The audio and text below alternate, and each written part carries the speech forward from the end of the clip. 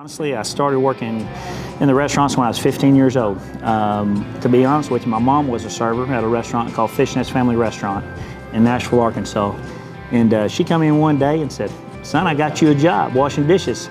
And honestly, I was there for 2 weeks, and the owner, which at the time I didn't know who he was busting tables, and he come up to me and he said, "Son," he said, "if you always work this way," he said, "I'll build you one of these places one day." And so 3 months after I graduated high school, he opened my doors on my first restaurant and gave me 20% ownership to run it for him. I actually bought this one with the intentions of helping a young man who worked for me since he was 15 years old.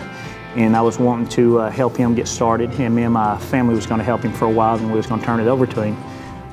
It was more than he could handle by himself, you know. And so now we've got my son in here, you know, that's helping him. My youngest son's also helping him, and they're working together as a team.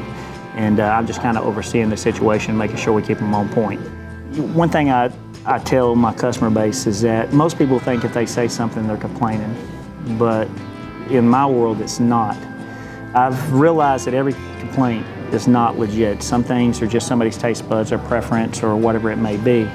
But I also know that we're not perfect. And so we take very much pride in checking on every tabletop. We take very much pride in having a manager on the floor watching the service, watching the food come to the table, and also checking on the food at the proper time during the meal to make sure everything meets our standards. And what I would tell my customers is look, if something's wrong, you're not complaining, you're helping me run a better business. I don't try to blow people's head off on the price. We try to give them white tablecloth quality food, you know, at a mid-range price, you know, and it works well. It's not always about how big you are, how many people you can get down. It's about how efficient are you. I like efficiency. I like to be able to, when you come in here, I want to know that we can take care of you in the manner that you want to be and that we can get this table turned. We don't take reservations, you know, and we don't do that because of our size and because of our price point. You know, if I was living in a different world in prices, I could absolutely take reservations. But what we offer is we do what we call a 20-minute call ahead.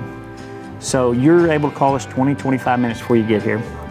If there's a wait list, we will put you on the list at that time. If a table is available, we will reserve it for you and we will hold it for you for 20, 25 minutes.